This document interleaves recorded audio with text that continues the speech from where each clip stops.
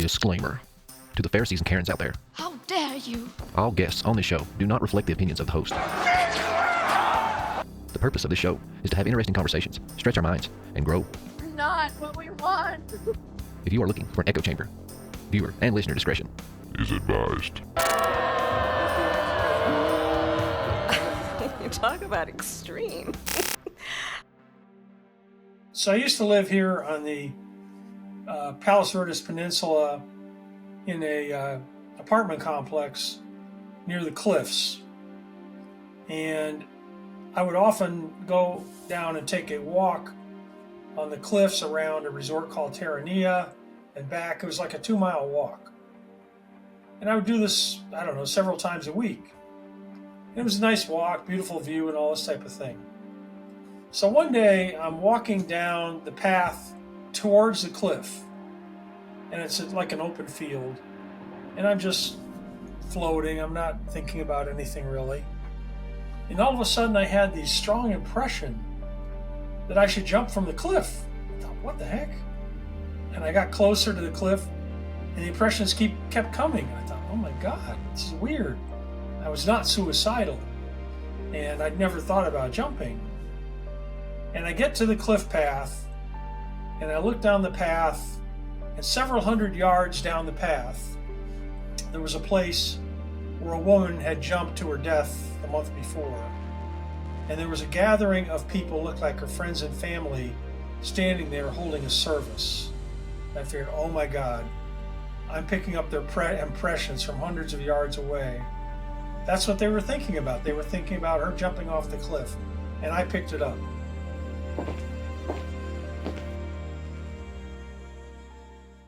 What is happening and what is up?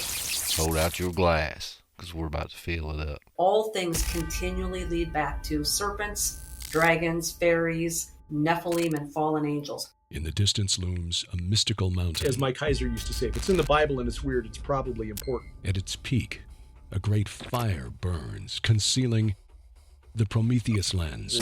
This development of this knowledge that's being talked about within the mystery schools. An ancient artifact said to reveal the hidden truth within a deliberately darkened world. There is a hidden history that's been deliberately obfuscated from the peoples of the world. Join us as we travel and explore the vast unknown. It's a hero's journey with dragons to slay, damsels to save, and innumerable treasures to hoard. Torches high. The Smithsonian, they caught wind of a giant skeleton, would send their agents out to get it. But it takes courage to move forward, to move out of the shadows, out of the unreality that we think of as reality. We are all on the hero's journey. Mankind has been in contact with and influenced by extraterrestrials. Leave the Sitchin mound of bull feathers out of it. Look at it from a different perspective.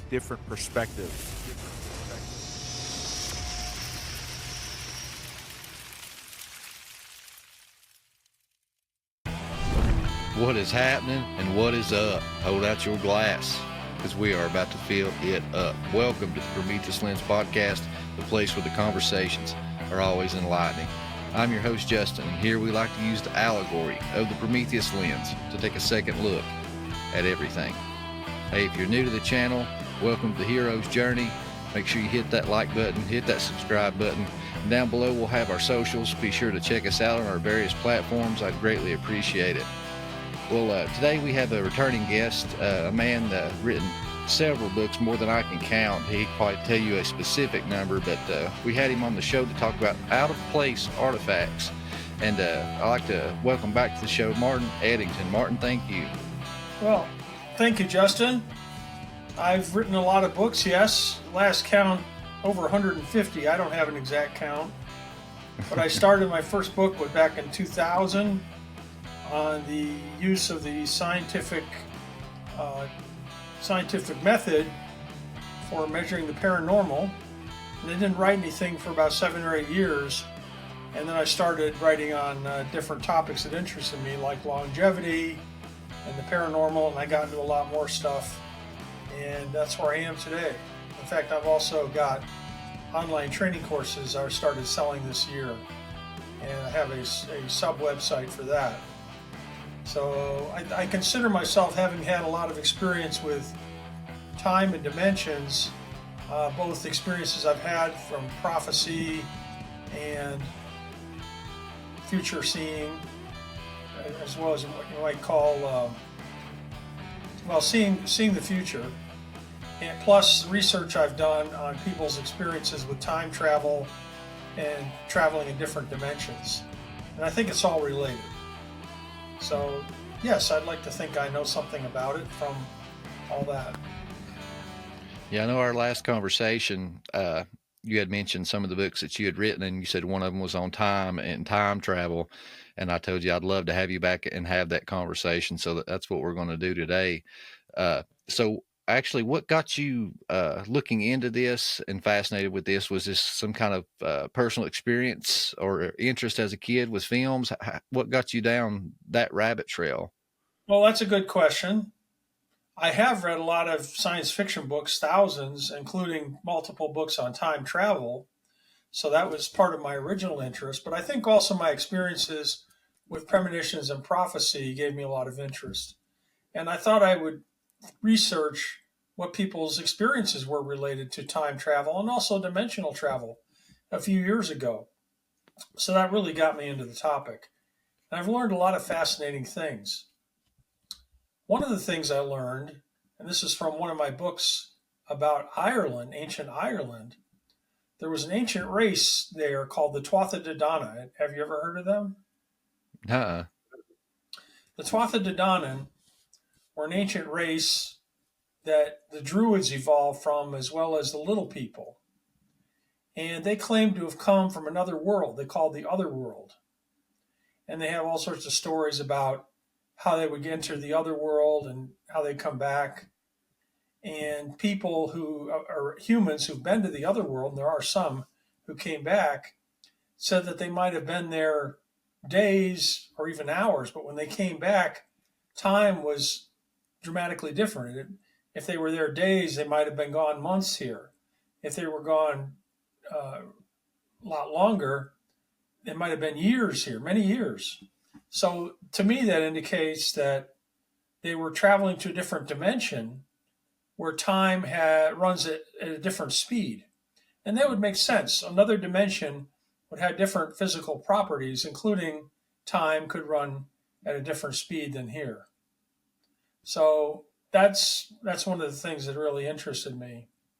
And then on the books I've written on time travel experiences and dimensional travel experiences, I've come to believe that reality is not as solid as we'd like to think.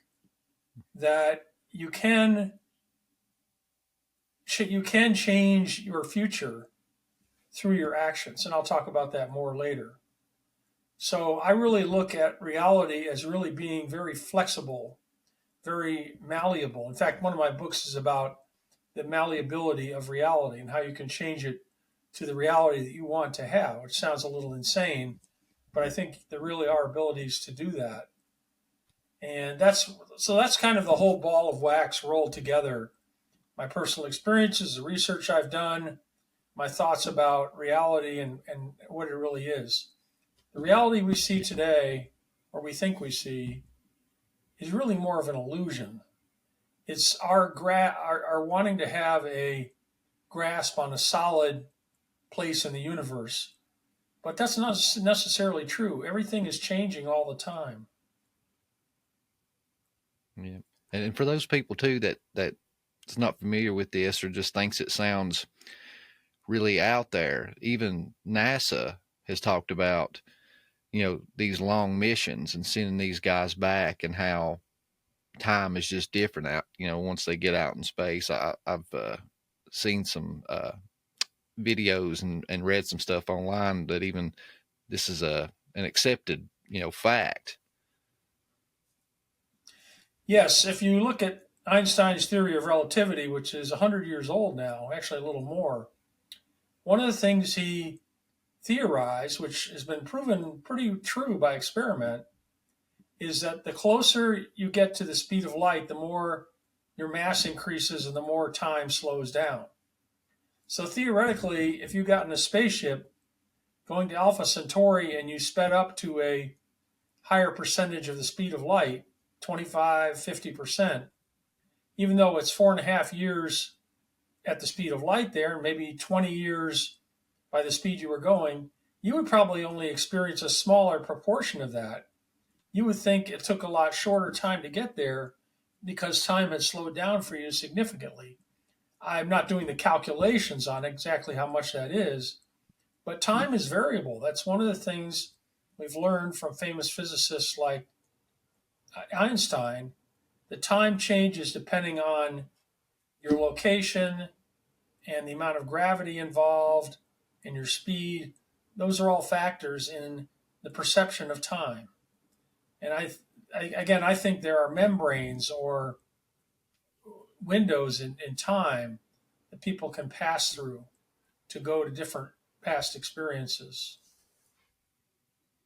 And I don't know if you're familiar, but the missing 411, talks about these people that go into these parks and these different places and they just disappear without a trace, and a few people do, that make their way back. It's like they have a total loss of time.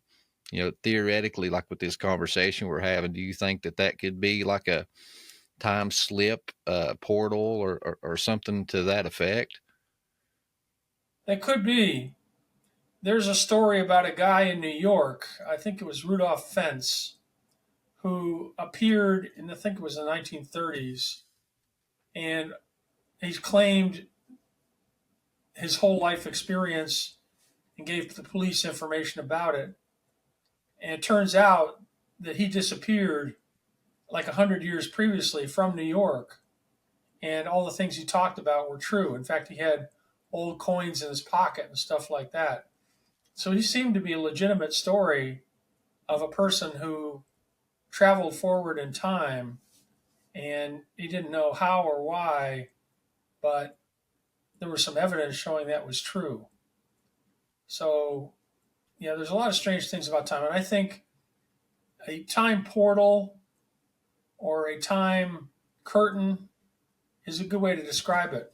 One of my favorite stories that I researched is called Bold Street in Liverpool, England. Have you ever heard of it?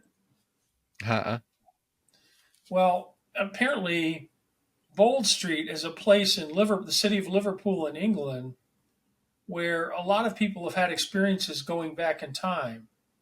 It might have been in the 70s or 80s, and they went back to the 1950s or to different times, because a lot of the time they found stores and locations that didn't exist anymore when they went to tell their friends, and they would go back to the place, and the place they'd been didn't exist anymore. And this happens in Liverpool on Bold Street multiple times. So could that be a place where the time portal or time curtain exists and is fairly open so people can go back and experience those things?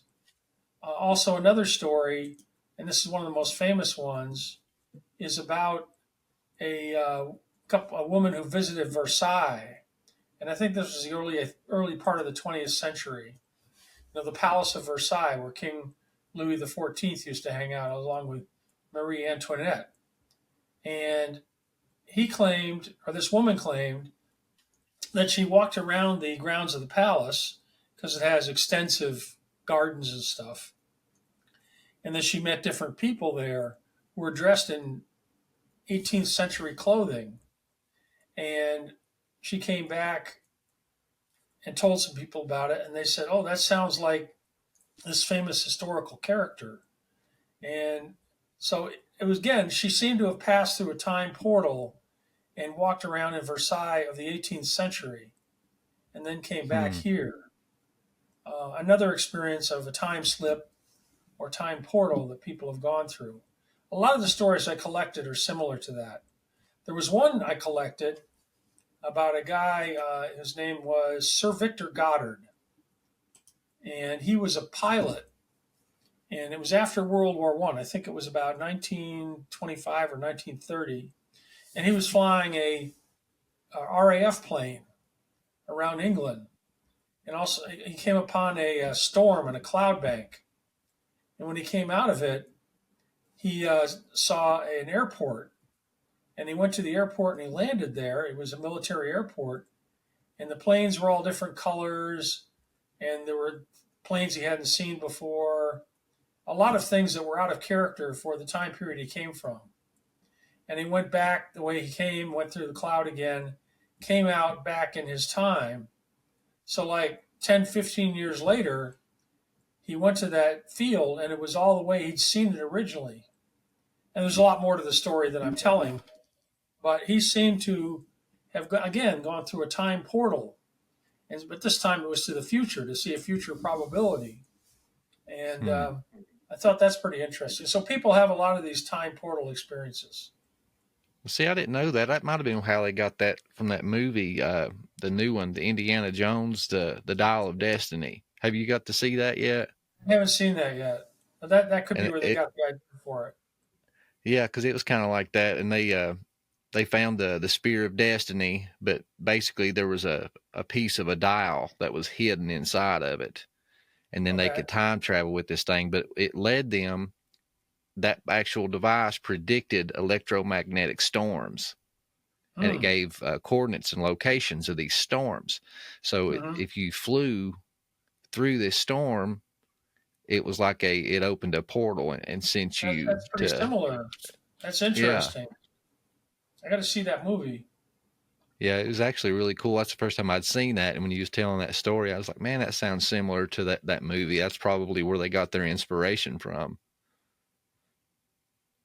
Yeah, I know. I see the future. The past is fairly fixed, but I see the future as multiple probabilities, multiple choices. It's like we're riding in a river current between two banks, and we can make the boat go back and forth from side to side within the river. But the general trend is unchanged.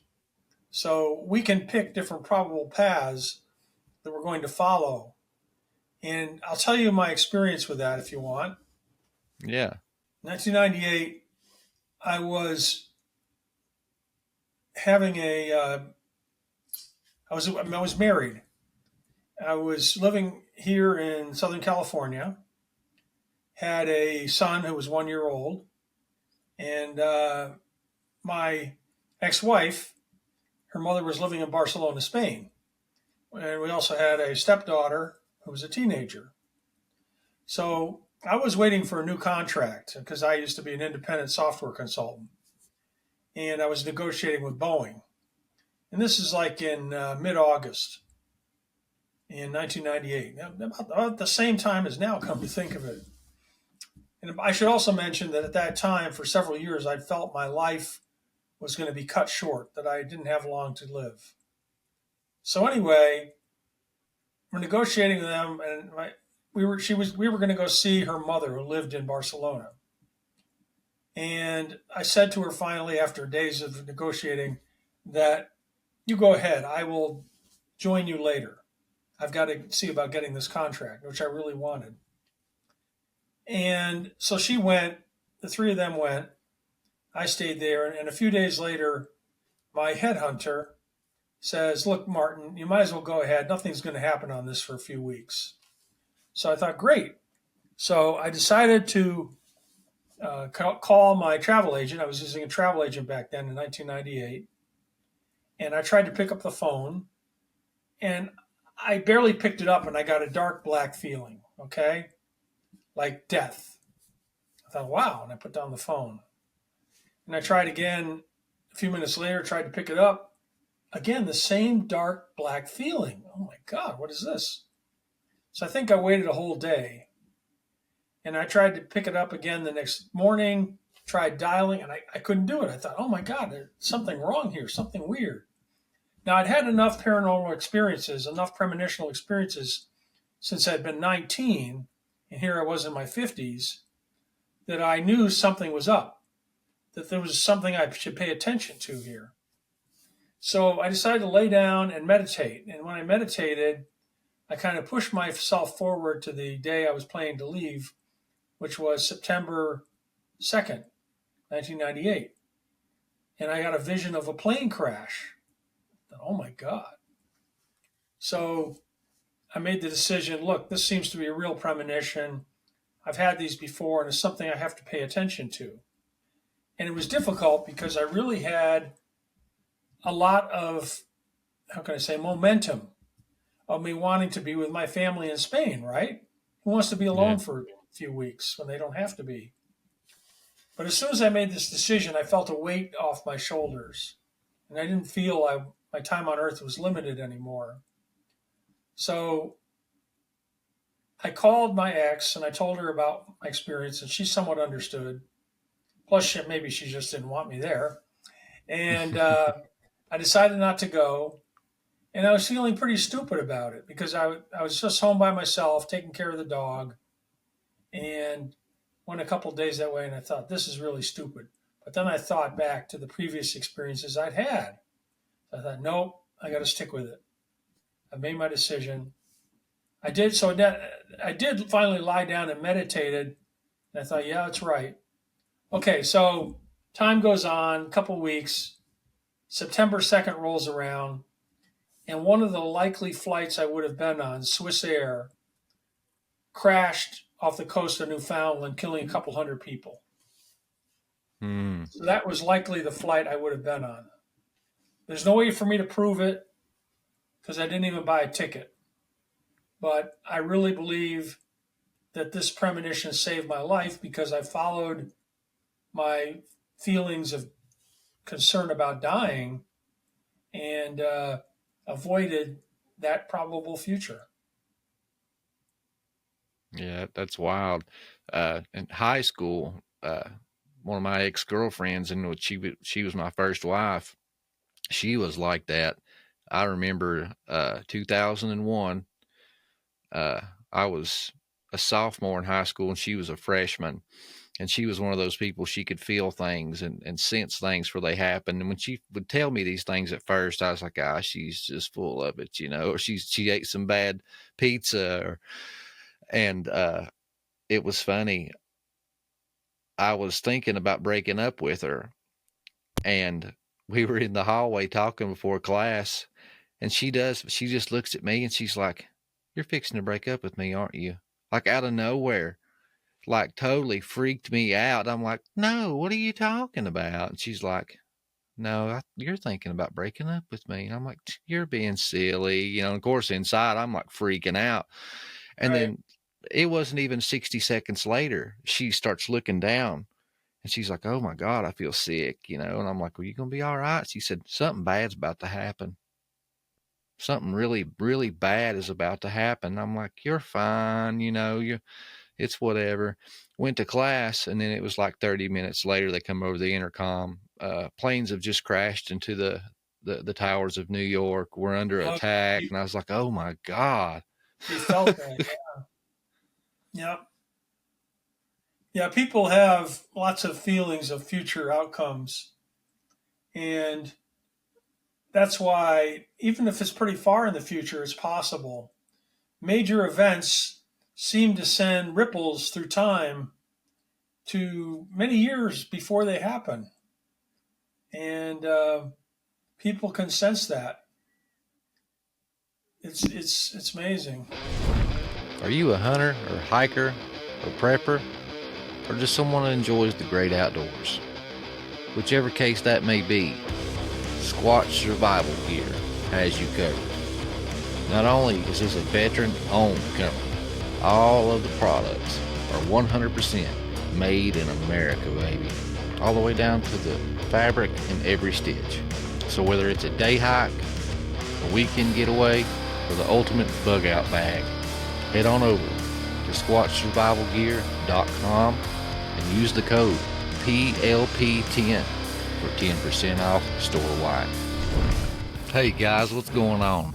Hey, I just got a call to action for you. If you're enjoying this episode at all, you're getting anything from it, please take the time to click that like button, click that share button, and share us with your friends and your family on social media. Those are great things that help us to grow the show and increase our listenership. And also, while you're here and I have your attention, flip over from the chat, go to the comment section. Just drop me a quick comment. Let me know where you're from, what you think of the episode. All these things help the algorithm and help the show.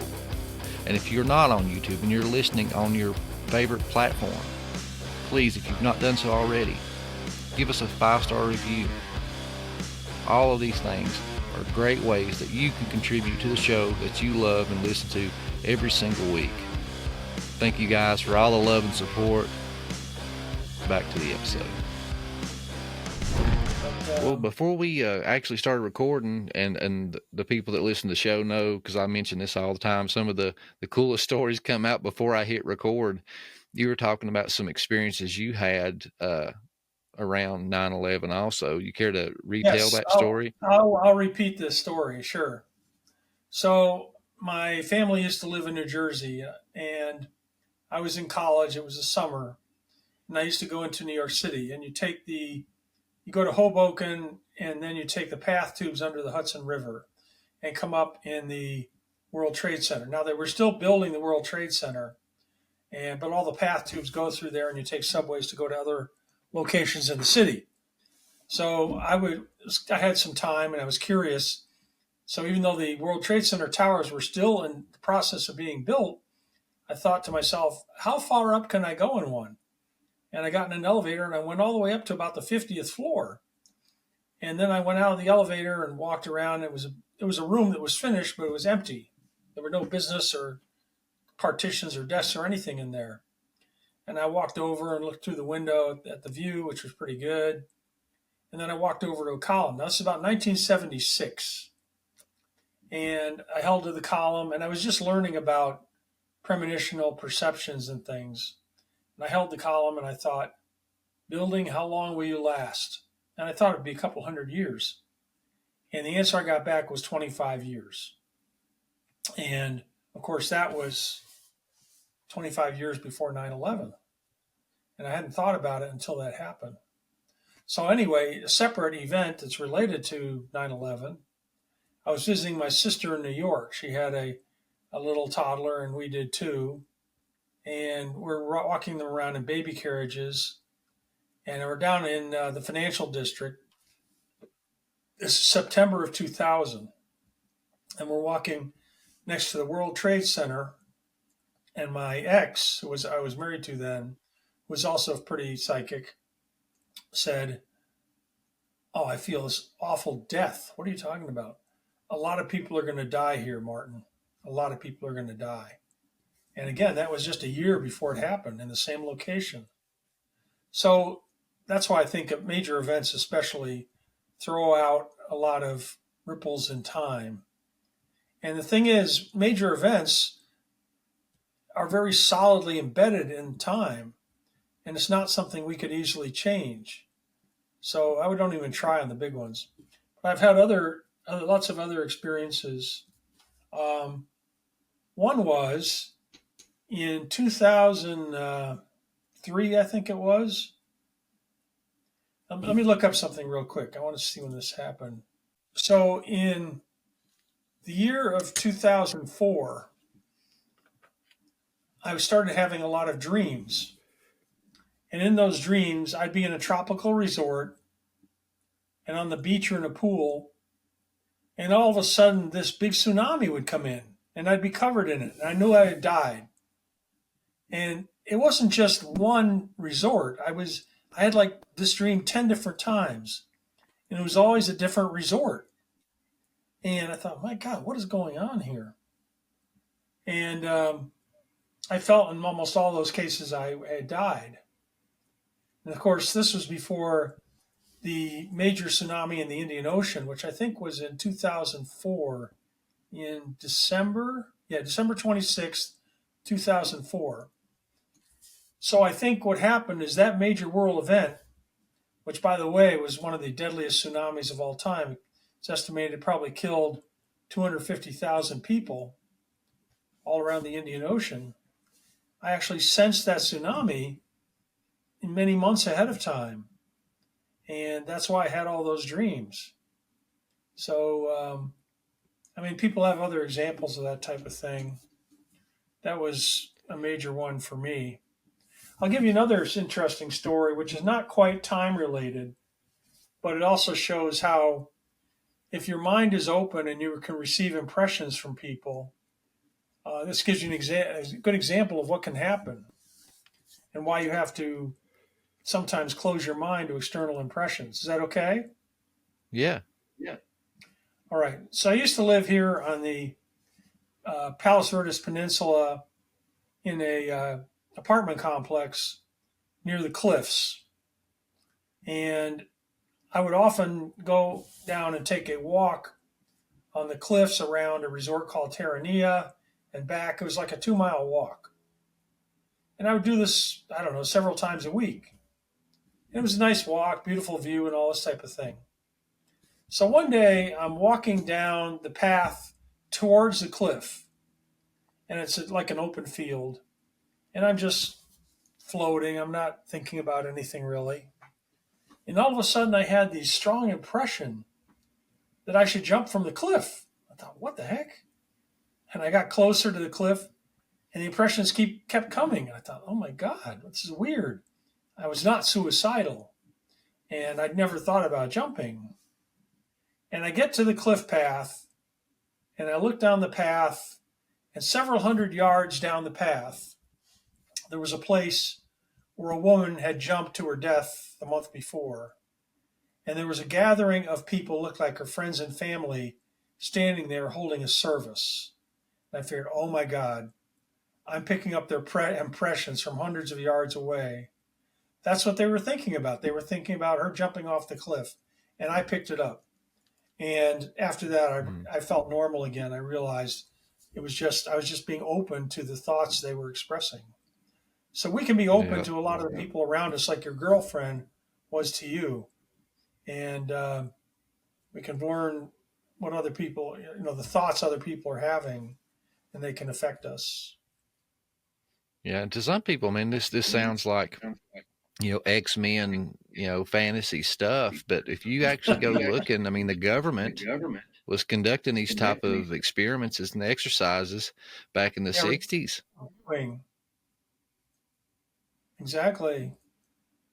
Yeah, they had a program, I forget the name of it, but they would do remote viewing of Soviet missile sites and other sites to try and use it for intelligence gathering. I think it was back in the 1970s.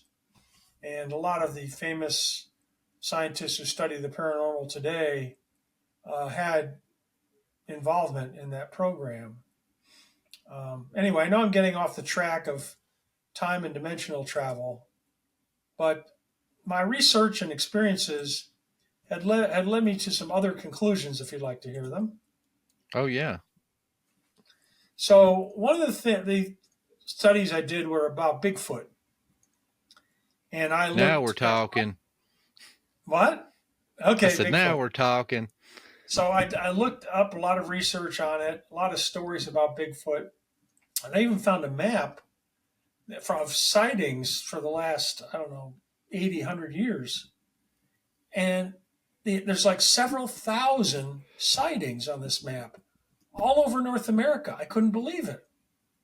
But there's a huge number of people who've seen Bigfoot who, at least is some type of giant ape, maybe the historical ape called Gigantopithecus.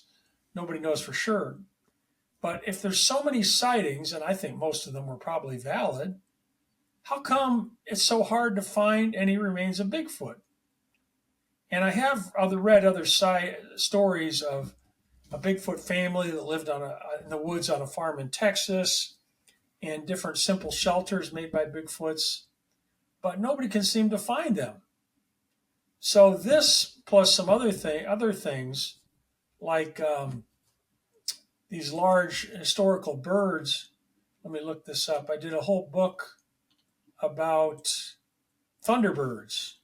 Have you ever heard I was about to say, in thunderbird? Arizona, they seen pterodactyls and stuff and was calling them thunderbirds. Yeah, people would see pterodactyls and other birds that haven't lived since the dinosaur age flying around, and nobody can find a nest or find the source of them.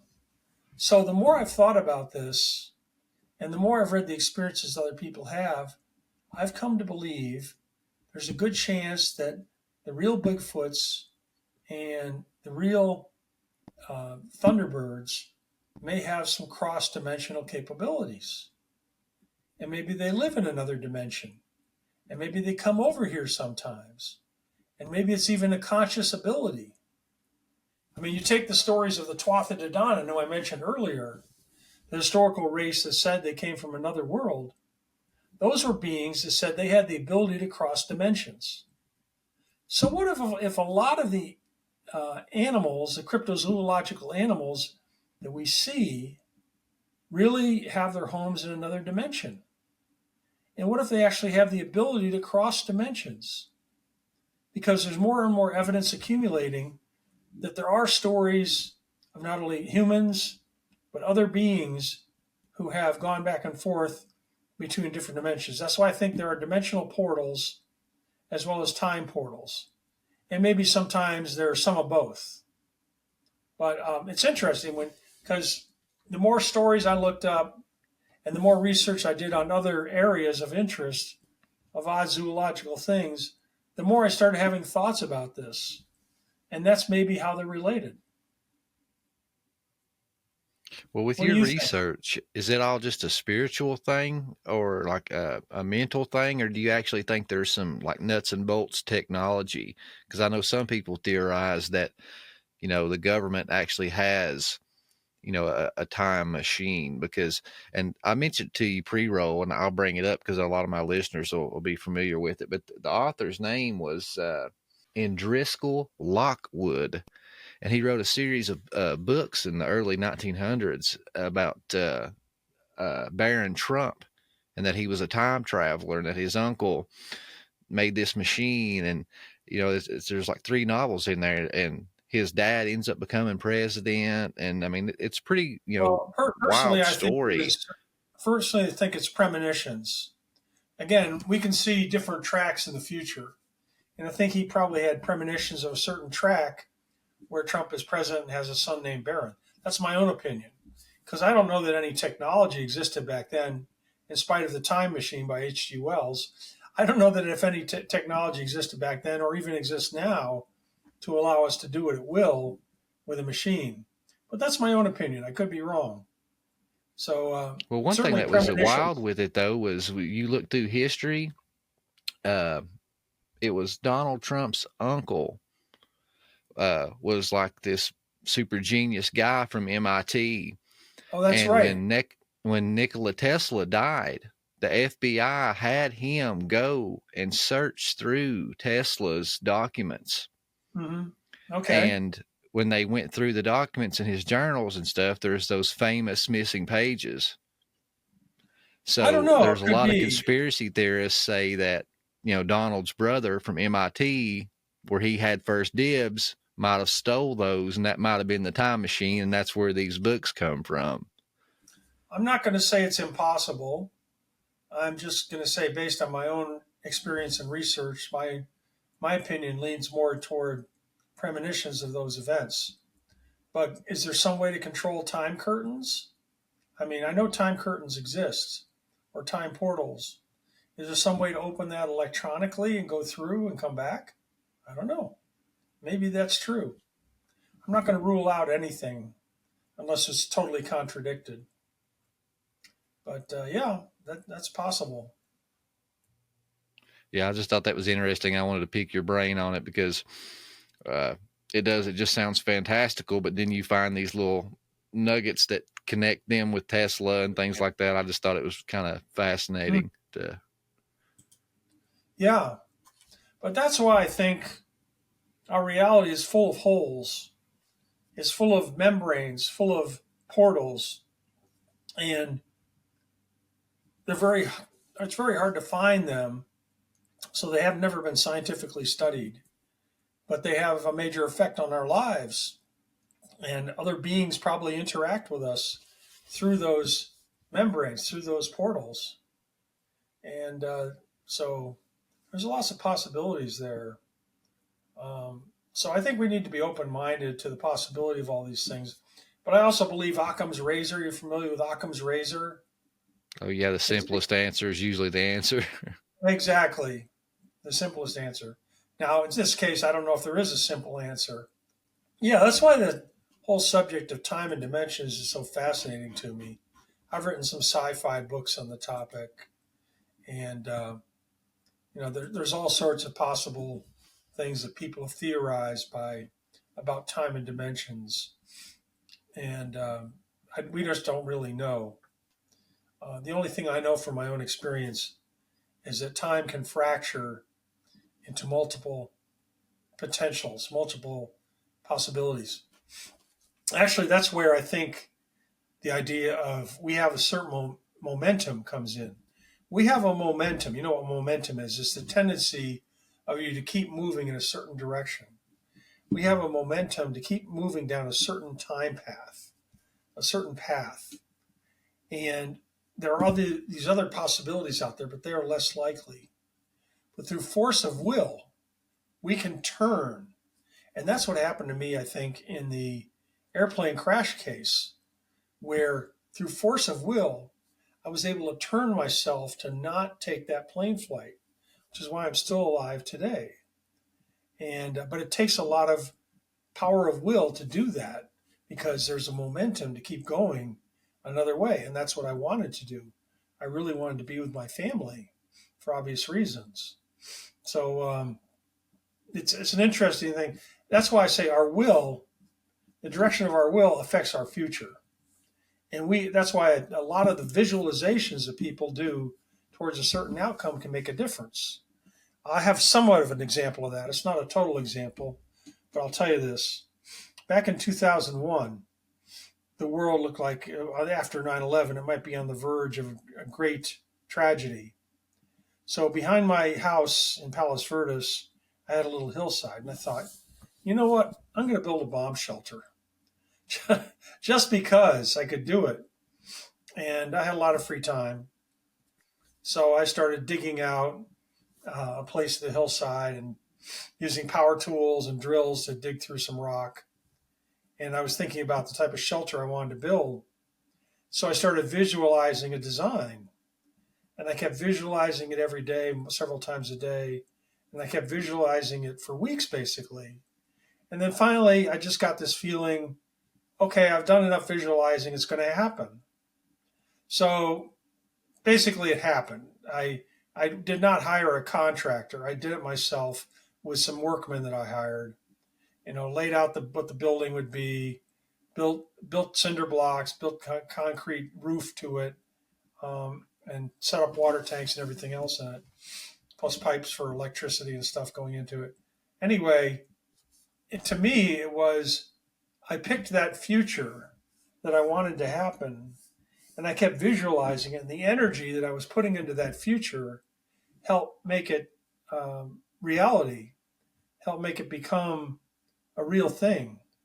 And I believe we can do that in our lives with our goals. And the technique people always talk about who are in the know about this is not to say you think it will happen, but you visualize the outcome like it has already happened. And this pulls the energy and the tendency to be in that direction towards that goal. So that's why I think reality is very malleable. And I wrote about that, how malleable reality is, and exercises you can do to modify your own reality. And in fact, one of the weird thoughts I've had, if you want to hear a weird thought, is that as we go forward in our lives, we may choose a path, as long as we want to live, which most of us do, which goes in a specific direction, has certain outcomes. And other people I believe other people can disappear from the world and other things can happen, but that our path and our will creates our own reality. And we may keep going when to somebody else we've already died or disappeared. But we're on our own path, and our path creates the reality that we want to be in. What do you think of that? Oh, definitely. I mean, because it's all with the perspective and perception. Some people would just call that what's the word I'm looking for? Visualization. visualization and mind over matter and free will. We all have that choice, and it's just some people are more mentally strong and I don't know. I have know visualizations. it happened to me. In one path, I died in a plane crash in 1998. And the path I'm on now, I'm still going strong. And this is how many years later? 26 years later. Mm-hmm. So if I want to keep going, I'll keep visualizing that I keep going. Who knows what else I may be able to do in my life? So yeah, and stuff like that is scientifically tested. I mean, like they've done tests on plants. Plants to us is just a plant. They don't have a soul, or they don't think, or or any of this thing. They're not aware, but they'll play like heavy metal rock music and curse at it and say negative things to it, and they'll wilt and die, or their growth will stunt. And then they'll take the same type of plant and at the same time in another room be playing classical Mozart and speaking words of power to it, that it's beautiful and it's going to grow so big, and give it words of affirmation. And this thing grows twice as fast and as big as a plant without the verbal affirmations and music. Yes. Speaking of that and consciousness, although I was raised in the church as a Presbyterian and Methodist, even went through all the confirmation and everything. As I read more in my late teens and 20s about different religions and Eastern religions and learning meditation and the spiritual development from that, I came to believe, which is more of an Eastern belief, but I'm not part of any Eastern religion, that everything in our world is conscious, that a rock you might hold up is conscious, that everything has a different frequency of vibration.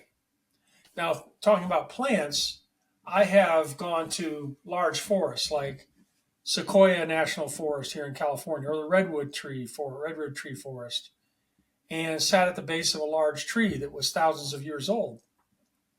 And I went into a meditative state and felt I communed with it, that it had a very slow consciousness that had lots of wisdom, and that I could communicate with it. I know other people have tried to do this type of thing also, but it makes sense to me that everything is conscious. But yes, we do have a spirit inside of us, an eternal spirit. That's part of the spirit connected to everyone and everything else in our universe. And so, yes, when people talk about plants having things happen with them that seem to be conscious, I say that's because they are conscious. They're on a different wavelength. They're on a different frequency, but they are conscious and alive. Same thing with all animals. And if we can tune into that, that can be quite an experience. I know I'm getting off the subject of time, but I think all this stuff is interrelated, Well, that's what I was going to say. Consciousness is very closely related to all this, because it's consciousness that lets us perceive time, and it's consciousness that can change the time stream that we're on. And so then you have to ask, how much of our universe of time and space and dimensions is all created by a consciousness and maintained by different consciousnesses? And that's why, yes, it is definitely related. And it's kind of the kind of thing that'll probably never be proven or disproven through science, because the scientific and some method, people too, I know, like Christians, this kind of talk, I'm painting with a broad brush, but some of this will throw up red flags and freak them out. Right. But it's a biblical theme also, because if you get into your Bible, it talks about life and death lie in the power of the tongue. It talks about speaking, good things and not to speak curses. And a lot of people in this modern era look at that and say, oh, then you're not to take the Lord's name in vain. You're not to say any of those 4-letter swear words. That's not what it's talking about. It's talking about saying, I hate you, or I suck, or I'm stupid.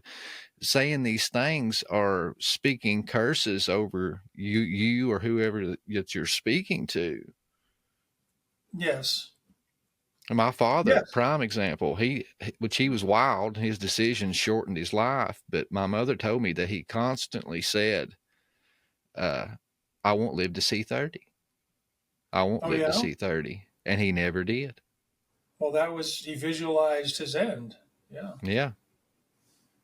Unfortunately, I'm sorry to hear that, but some people do that. Yeah. Some people put a limit on their lives and they meet that limit. So, in fact, one of the things I teach in my longevity course is you have to have a belief that you can live a long time, that you're not going to die at a certain age, like 70 or 80.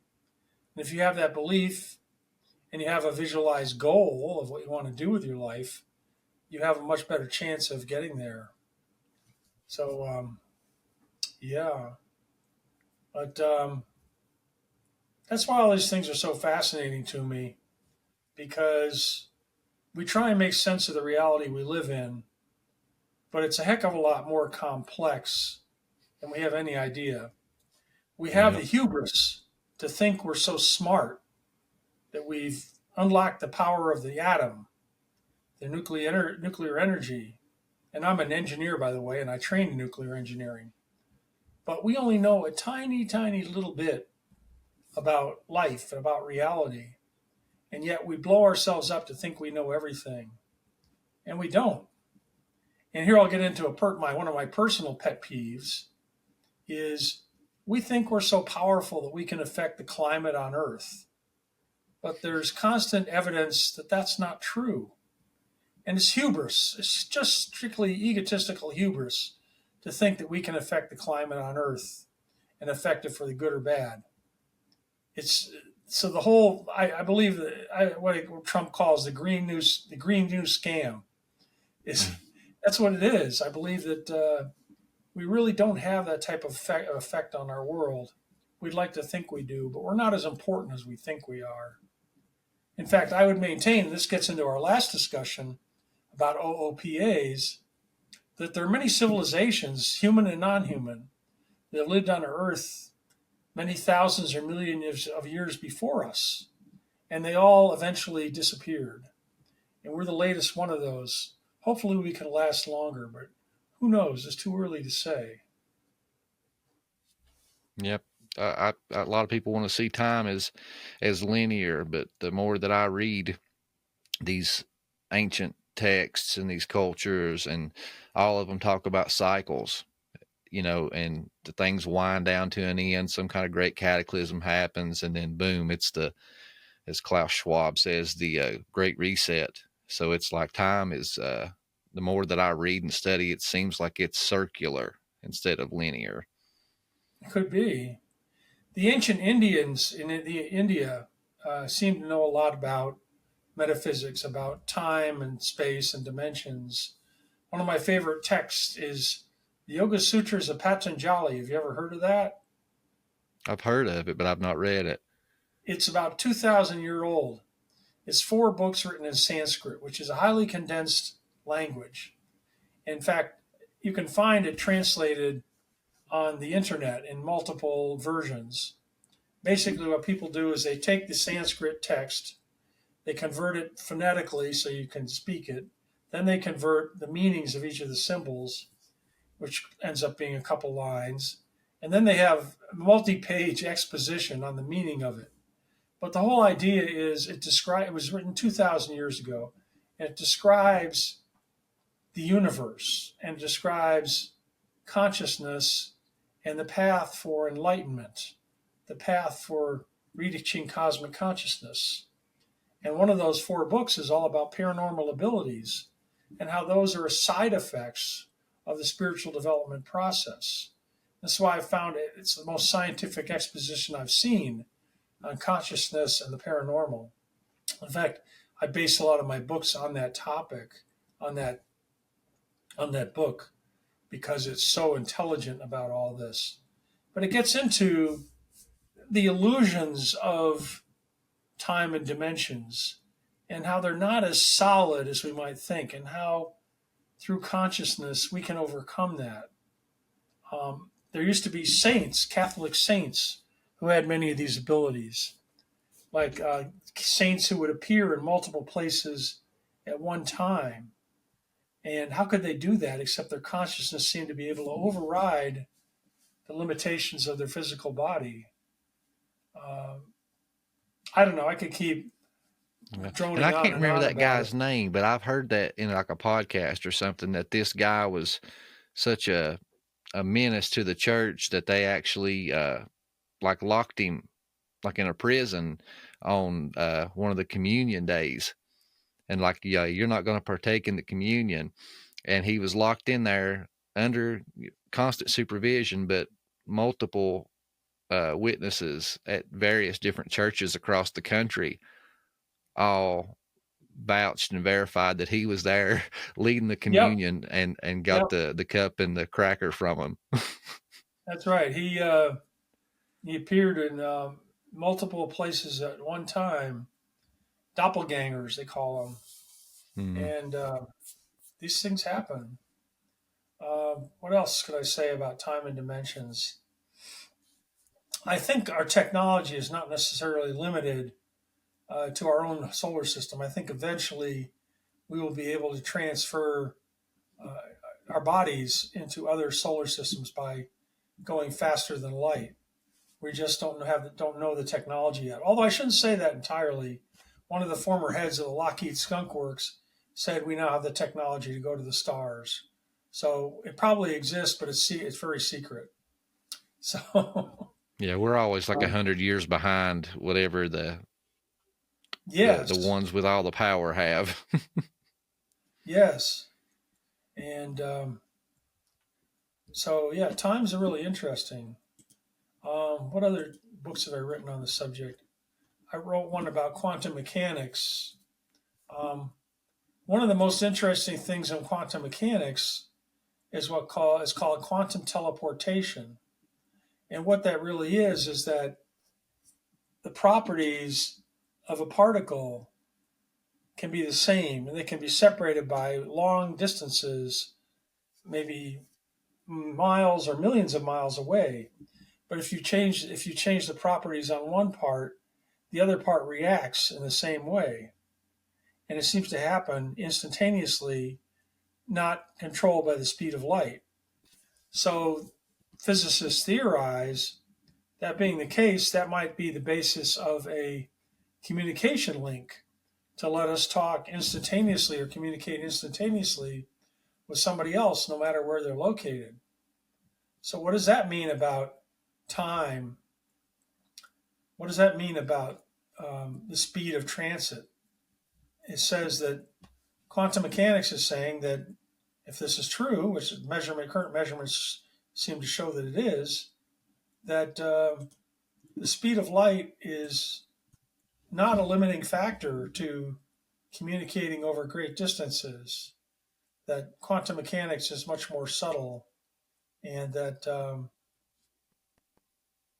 the things we know about time from different physicists like Einstein are really only part of the answer.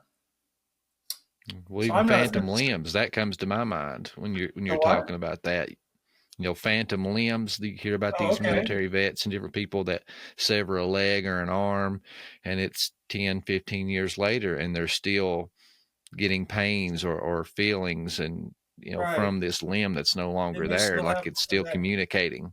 They may still have an etherical body or consciousness attached to them where that missing limb is that they can feel still. No, I don't know the answers. I just like to ask questions.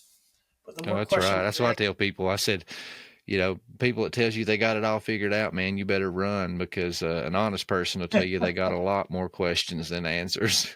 Yeah. In fact, the more I've learned, the more questions I have.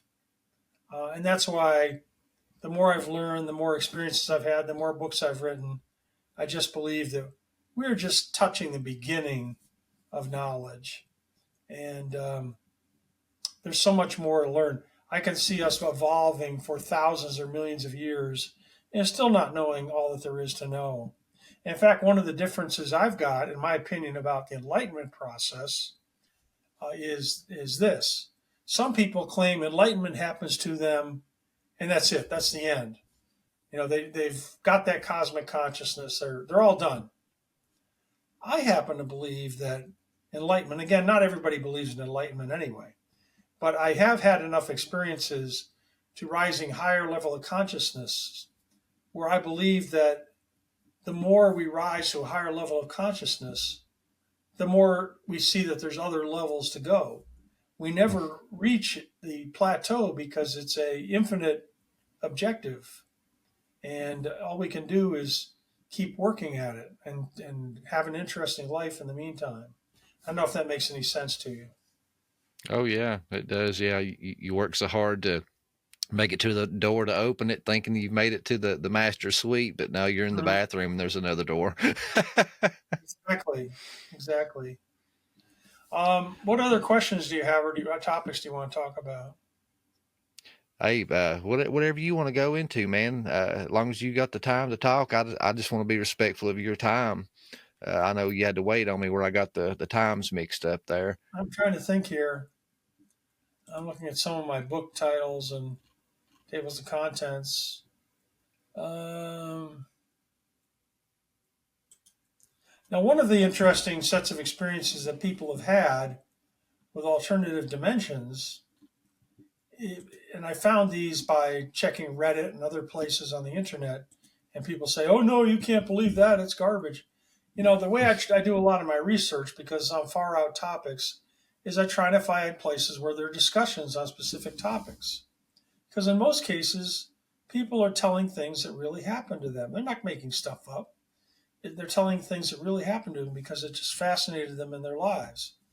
So a lot of these information I collected in this book are about stories where people were in their car traveling somewhere and they ended up somewhere else that doesn't exist on our world. Like some girls who were traveling through a mountain road and they were teenagers and they came to a roadside stop. And when they looked at it, it didn't look right. And there were people that looked like aliens in front of the stop and weird looking cars. And they did not get out. Sometimes people get out, but all the stops are different. Anyway, they wanted to get that guy that his last name was, what was it, Jeff Wallace or Travis? The guy from that movie Ring of Fire. You remember that back in the day? All right. They saw the UFO and he gets out and has to stand up underneath it and look at it and check it out, and he ended up getting abducted. Some people are just more curious than others. Yes. Anyway, so these girls turn around and go back through this desert road and end up back in the normal time-space continuum. But there's a lot of stories like that. Or somebody who wakes up and they find that the colors of everything are wrong, or the headlines on newspapers are wrong, stuff like that. It just doesn't seem to be the right world. And the reason they can tell us that is somehow they got back here. But sometimes people come to our world and things are strange for them because it's the way it was in their world. So there's a lot of these types of stories of people who transitioned and seem to end up in a world that doesn't make any sense to them in terms of the common sense of how life is normally lived in their own world. That seems to be more common than people would admit. Because think about it. If you came from a world, you wake up one morning where all the colors are different, all the logos are different, the TV shows are different, are you going to sit there and tell your family that this has happened to you, or are you just going to hide it? Most people, I say, would hide it until they get used to it. And they're just going to say the old world they thought they were part of is just a bad dream. So I think it's actually fairly common that people transition through dimensions, but they don't want to report it because they'll be considered too strange or taken to an insane asylum. Yeah, be heavily medicated. Life is insane. We just don't realize it. Oh, definitely. Or we're just as crazy. We're all crazy, and we just don't recognize the insanity of everything. That's right. That's right. I've written books about insanity, too. I remember seeing a movie shown by a psychologist in college of insane people. And one of the guys was saying his thoughts were turning into insects. And I've thought about that for a number of years. How could your thoughts returning into an insect seems very strange. Yeah. But then you think about things like thought forms, which are thought forms that can create reality, and maybe there's some link to that. But the whole idea that our thoughts can turn into other things makes some sense if you believe that your thoughts and your willpower can create reality. So, anyway, I explore these ideas, some of which are pretty insane, but they interest me and they're the basis for some of my books. Yeah, and that's the thing. If you're wanting to, if you're a curious mind and you're wanting to learn new things and explore things, you have to have an open mind and be willing to hear people's stories and opinions on things, or you're never going to stumble across anything, you know. And it's like, you don't have to take 100% of what somebody's telling you. You know, you can separate the meat from the bones and kind of put your viewpoint and logic together. I lived in Dallas for a year and a half. In fact, I just recently came back here to California, and I was doing Uber driving in Dallas to make extra money. And I had a lot of riders where the subject would come up with a paranormal or strange experiences, and they could tell I was open to it. And they'd tell me about their experiences, many of which they never even told their family or best friends because they were too afraid to say anything. But people have had experiences in their lives, strange experiences, which they don't want to relate to anybody for afraid of being called strange or crazy. It's amazing how many people out there are like that. Mm-hmm. It's very common, actually. Yeah. People don't want to be considered abnormal. But my focus of my life is the abnormal. The focus of my life is the strange and out of the box. So I don't worry about what people think of me because I know who I am, and I know the light I want to shed on the world, and I don't let people intimidate me. Is that strange? I don't know, but that's the way I think. I wouldn't say strange. It's against the grain. You know, it's against the herd mentality and the herd walk, but I think that's a good thing. Yes. Yeah, I think a lot of people accidentally fall into the herd mentality. Like a good example here, where I'm living now, I live with my mom after my dad died. She's 94, almost 95. And they have a garbage truck that comes up once a week, use this robotic arm to pick up the garbage cans and throw them in the truck. And everybody puts their garbage cans with the handles facing outward because they think that's the way it's supposed to be. And all of the people in the neighborhood have their garbage cans facing outward because they think it has to be that way for the garbage can to pick it up. But if you look at the robotic arm on these trucks as they're picking something up, it doesn't matter which orientation the can is. It'll pick it up anyway. And I've been arguing that with my mother, explaining to her, Mom, it's just that people have this assumption that that's the way things are supposed to be. That's an accepted assumption they've made. Anyway, I don't like to make any assumptions about reality. I've always questioned everything, and I'm never satisfied with the answers unless I find them myself. Yes. And that's the basis for my thought. That's the basis for the books I write, because I think a lot of what we assume is not necessarily true. A lot of what we assume is just what other people tell us is the way things are, but it's not necessarily the things we can do for ourselves, not necessarily the truth that we should live in. I believe we should live in the truth. I know we're getting pretty far afield from time and space. I enjoy it. It's all relevant, man. I swear it is. And, but I really enjoyed the conversation. I always love talking with you, Martin. Well, thank you. I enjoy think that's talking why to you we kind of click. Yeah, I enjoy it, Justin.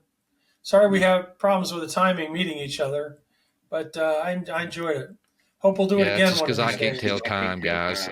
I messed up the time frame today, and he was nice enough to wait around for me because I told him, I said, I need a world time clock on the wall. It's got all the time zones because it's hard for me to even keep up with my own time zone.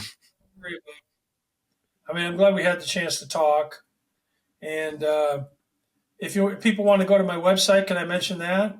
Yeah, that's what I was going to do. I was going to close out and let you plug whatever you wanted to plug there.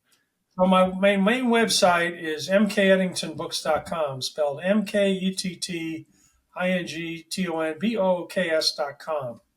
And on that site, I have over 150 books divided up into about 13 categories like paranormal, longevity, spirituality, living in space. And then I have books in each of those categories. And I have a page on each book. And the page has a description of the book, and it has the table of contents. And at the bottom of the page, all the places you can buy it, whether it's an ebook, printed, audiobook, or whatever. So that's how a lot of people can come to my site and find that. And then I have a subsite, which is online training courses.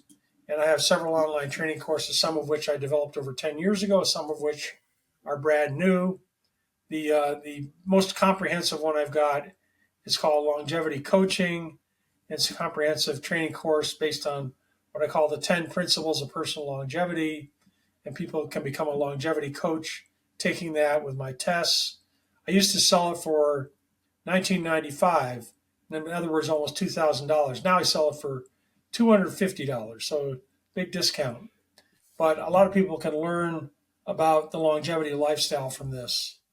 And I'm very open to people sending me comments or ideas if they have them. And I have a newsletter I started last month also. And you can see links on my website to sign up for the newsletter. And I think you'll find it really interesting because I try to go into 4 or 5 unusual or out-of-the-box topics each month. So that's what I do, and that's my site. All right. Well, guys, I hope you enjoyed that. Be sure to check out Martin's stuff. And as you've seen, we've had 2 conversations already, and they've I don't know if you've enjoyed them, but I've enjoyed them. I think Martin's a great guy and has a lot of cool insights, and the conversations are always enlightening. Until next time, guys, torches high.